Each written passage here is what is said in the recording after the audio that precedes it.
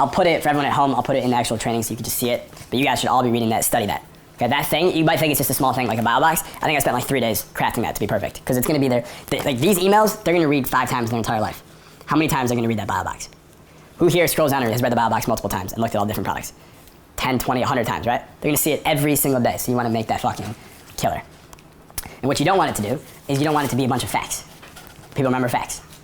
No, they forget facts. Do people remember stories? So your BioBox should say some facts about JC. Like I'll literally write some facts about JC and then it's all stories. Okay? Because people think they want facts. I want the hard, cold facts so I can really make a rational decision here. And then you just tell them the stories. Okay? So a couple other things, and I do it in here, and I just want you guys to be thinking about when you write your emails for your broadcasts and your newsletters and how you're positioning yourself. Obviously, we talk about all the celebrity and authority stuff and associations and things like that. One good thing you can ask yourself simply is, what things do all celebrities have in common, and how can I demonstrate this to my audience? So, celebrities have fans, right?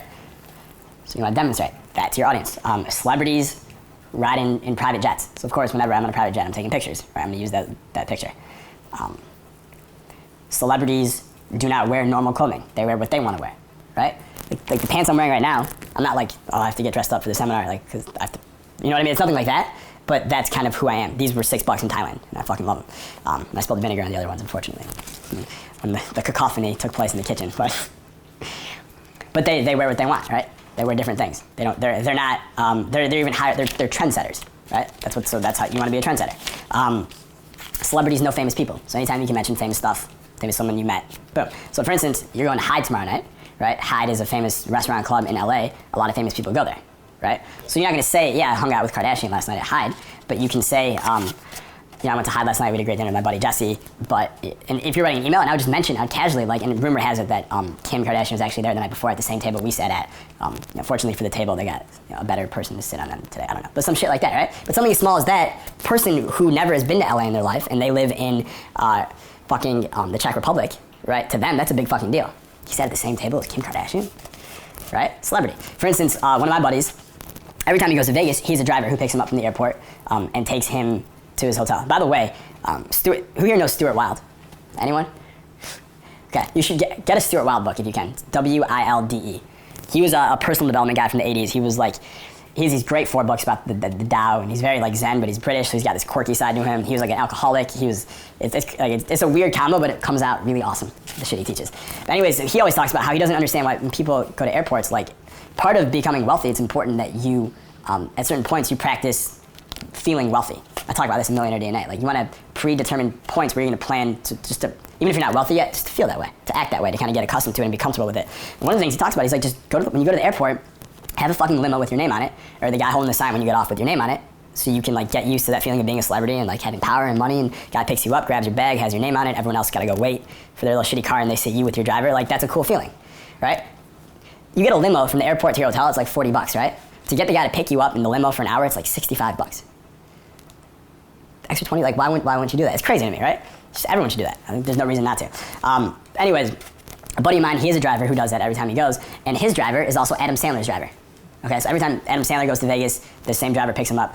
My friend has never met Adam Sandler. He's never seen Adam Sandler. He'll probably never talk to him or anything like that. They just happen to have the same driver in Vegas. He talks about this all the time to his email list. Why? Celebrity. You share the same driver as Adam Sandler, you sound like a celebrity. You have the same hairdresser, oh, you're a celebrity. So little things like that make a huge difference in your audience's mind, okay? It's really worth it for you to take 30 minutes one day and just map out all the things you can do. Everyone here could leverage this. I guarantee you have some connection to someone who works with a celebrity in some way. You can find it, and then you can use it all the time. And just like a hero story, you tell it over and over and over again. Okay, other things with positioning. You stand for a few powerful things, right? You stand for a few big things. Anyone here a comic book fan? Yeah? Movies more than that. You like Superman? Yes. What does he stand for? Truth, justice, and American life. Oh, there you go. Okay. Everyone who has a high positioning, a very high level positioning, they stand for usually about 3 things. It's almost perfect. 3s are really good. It's a really good number. So you gotta have 3 biggest things that you stand for, right? Someone goes, what does Jason Capital stand for? They kind of know. What do you think Jason Capital stands for? Just the first few things. What you want, where you want, who you want? What you want, where you want, who you want. Yeah. 3 things, right? First class freedom. Status, right? There's like a few select things. Having your choice, just like doing whatever the fuck you want to do. So you know what I stand for. You want your audience to know what you stand for right away. If they don't know, if someone asks them, what does he stand for? and they can't answer it right away, they don't know who you are. Right? They don't know who you are. They don't know who you are. They can't differentiate you between your competitors, then you aren't shit. So one of our mutual friends that we both like is Ramit. Yeah. We know what Ramit stands for right away. Right? He's very good at it. Yeah, living a rich life. Living a rich life, doing luxurious things, even if you can't afford them, you still deserve to do them sometimes. Like one of his things is like, I don't want to save and lead a boring life. It's figuring out how to, you don't have to make a ton of money, but how to still live the rich life. Yeah. Right? So he's you know right away what he stands for. Superman. We know what he stands for right away. I know what Tony Stark stands for right away. Right? I know what Batman stands for. So your audience needs to know what you stand for, right? And this comes through in every single thing that you say. And all the questions that you answer and all the emails you write and all your sales letters, it's going to be there. So it's important that you figure out what are the three most important things that you stand for you and your audience. Yes? Is that different than your when you're like bet on yourself, lean towards your edges? Is that considered a different thing? Is that more your expectations versus what you stand for, or is that alongside the same thing? Because I know that's kind of a threefold thing too. Yeah, I mean they definitely mix and match. Yeah. I wouldn't say those are things that I stand for. They're more like rules. Rules, okay. I call them I rules. get that. Yeah, they're more like rules to get to the things that I stand for. Alright. Yeah, does that make sense? Yes. Okay. So he stands for things. You should have knowns to your marketplace, okay? Knowns is in KNOWNS, okay? And I actually, for Jason Capital, I have a list of these knowns. Maybe I'll share them in the actual product in the end. But there are specific things I want my list to know me for. Okay, big, powerful things, like big things. So for instance, if I were to ask a random person on the street, what are the biggest things that you know Arnold Schwarzenegger for? They'd be able to rail off 3 or 5 really quick, right? Like things that they know him for. Terminator, famous bodybuilder, Governator, fuck the nanny, right? Like there's like 4 or 5 things. The nanny fucker. Okay? So it's like, it's knowns. What are the big things you want to be known for? So obviously you want to pick out preemptively knowns that make you a celebrity authority. And then you want to propagate your marketplace with those knowns over and over again. So one of the knowns that I want Jason Capital to be known for is the Capitol Compound, the crazy parties that go on here, the famous people that walk through these doors, how almost no one can get in, the inaccessibility, right? That's one of those things. So constantly in videos and emails and shit like that, I'm kind of telling these anecdotes and stories that relate to that known. Okay, I'm propagating that known all the time, all over the place. Does that make sense to everybody? So that's one known. And then what you can do is have a list of knowns and then have a list of 1 or 2 or 3 stories that basically embed that known. And you tell that same story over and over again. So another known, for instance, about Jason Capital can be that obviously he has crazy game. He has insane game with girls. That's a good known from the dating marketplace. So I might have 10 awesome stories of 10 different times where I took home a chick in some crazy scenario.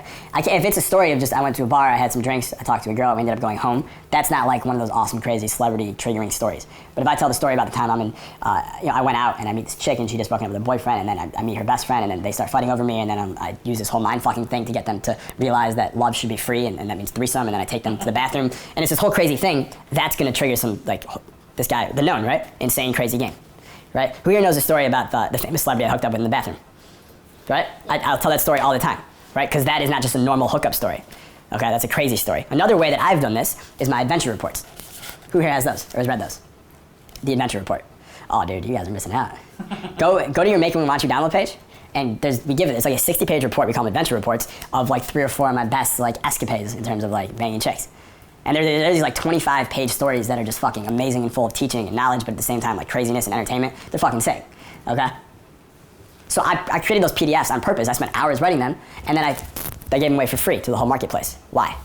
Because I want to propagate the known that Jason Capital has insane, crazy game, okay? So that's one way to obviously positioning yourself in through your emails and in your marketplace. So I give away those adventure reports to the email list all the time too, probably once a month. I should probably do it more. You should have some big numbers that you can use in some way. And it doesn't have to be money numbers, but just people seem to remember big numbers really easily. Right? So for some reason, I mentioned it in a video, and so many people email me about it that I'm using it now all the time. Right? I mentioned in a video of my first online business. I had $14 in my pocket in my bank account, and that was it, and I turned it into $20,000 a month later. Okay? Just that right there, everyone was like, how did you do that? That's fucking amazing. Right? Because it's got the numbers in there. You want those big numbers, $14 to $20,000 in a month. Right, so whatever your numbers are, like I know your meditation, I'm trying to think how you use numbers, but there's a way. Well, you kind of already implied it earlier with like the whole 5 million people use these techniques. There you go. Yeah, It's perfect. There you go. Yeah, like I love the headline. You'll see it everywhere, which is over 5 million people can't be wrong. Right, and people read that and they just gloss over it. And they're like, oh, I guess that's true. Okay, listen, it's really easy for 5 million people to be wrong. Anytime where there's a group of people, they're retarded. It's guaranteed. People can by themselves be intelligent, but in a group, they're guaranteed to be wrong. The majority is always wrong, right? So really the headline should be, 5 million people are definitely wrong, right? But you just put that headline, people are like, oh, I guess social proof, it's true. Okay.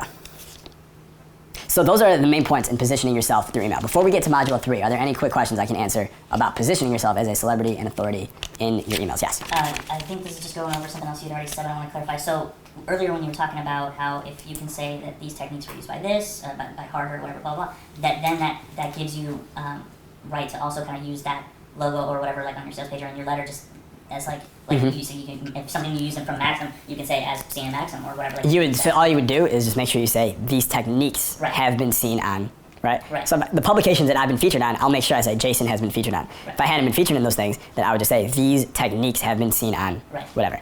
And then, but then it gives you right though to use those logos. Yeah. Okay. I mean, I'm not a lawyer. Oh, okay. Don't take my word for it. You will not get sued for using someone's logo. At the very worst, you get a cease and desist, and then you take it down. All right. Yeah. It's a badge of honor. You get a cease and desist. It means you're marketing aggressively enough. Gotta wear that proudly. All right. Any other questions? Yeah, like titling yourself. I mean, obviously, like somebody like you actually are America's hottest dating coach, or Right. or at least close enough to the top. So. Right. Well, here's the thing, and I love that you said that because it proves everything I just taught. When I named myself that, I was just a coach who was coaching in LA, and I was all over the country, but it was all in person. No one nationally knew who I was. There was no America, right? I had my private clients, and that was it. But I was like, if I'm gonna go online, I'm just gonna immediately leapfrog everyone.